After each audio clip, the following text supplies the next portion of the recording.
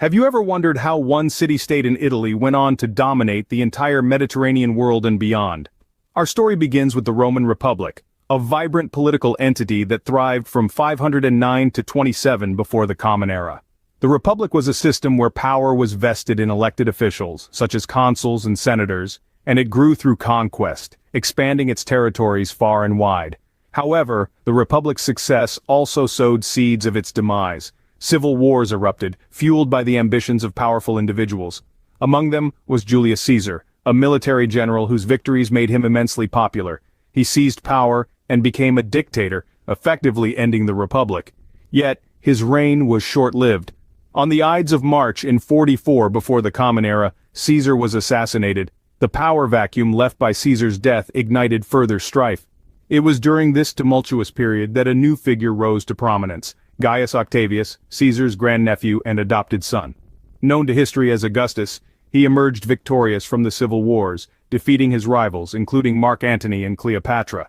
In 27 before the Common Era, Augustus became the first Roman emperor, marking the transition from the Roman Republic to the Roman Empire.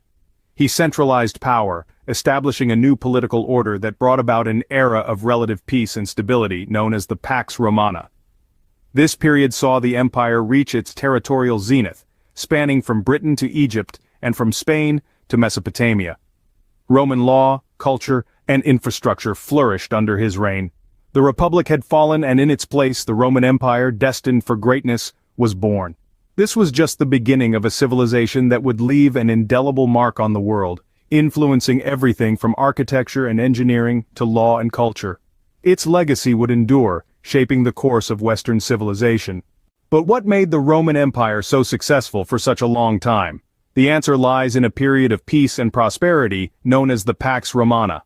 In the heart of the Roman Empire, there was a pivotal period that lasted for over 2 centuries, from 27 BCE to 180 CE.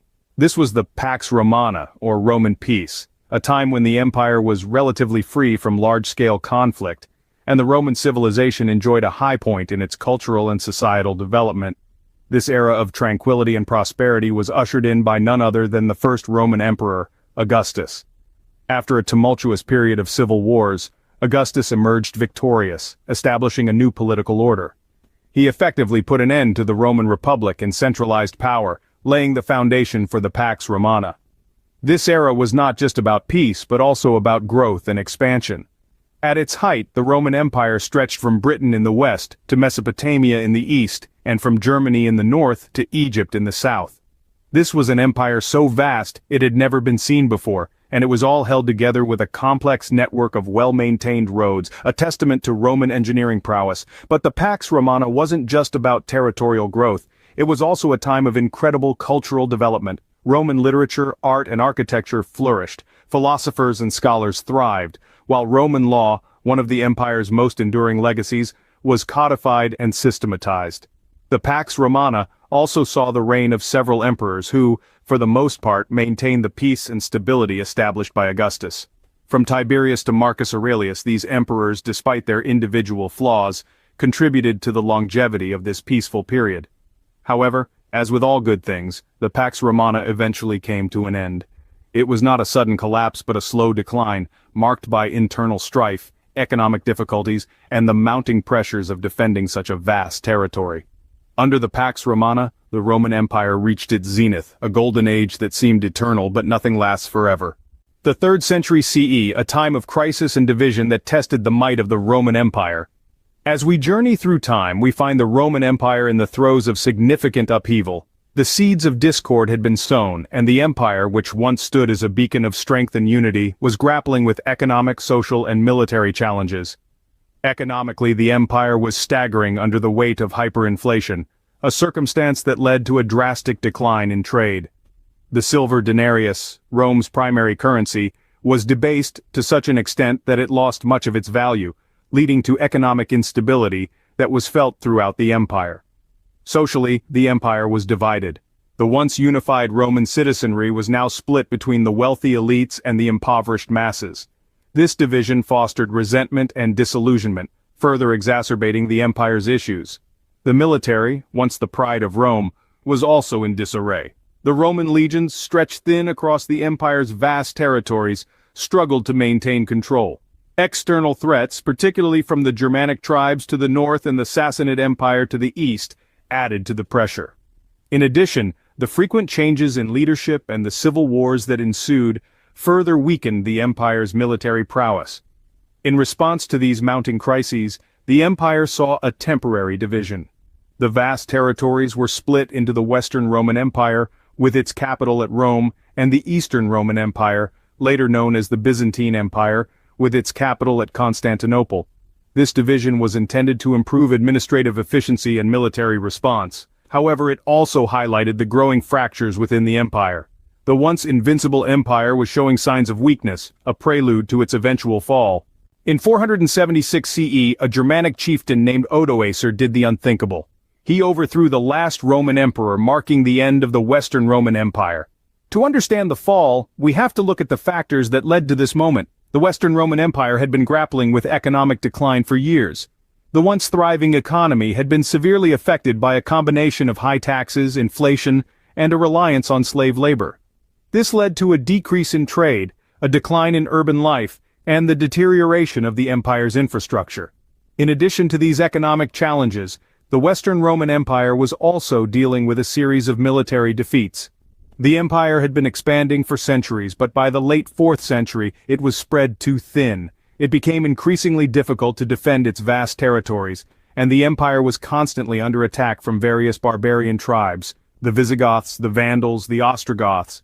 They all played a part in weakening the empire's military strength, but perhaps the most damaging factor was the internal turmoil.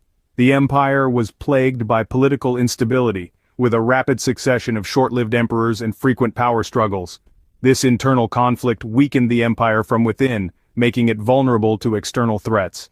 And so, in the year 476 CE, Odoacer, a chieftain of the Germanic tribes, overthrew Romulus Augustulus, the last Roman emperor. This event marked the end of more than 1,000 years of Roman rule and the fall of the Western Roman Empire.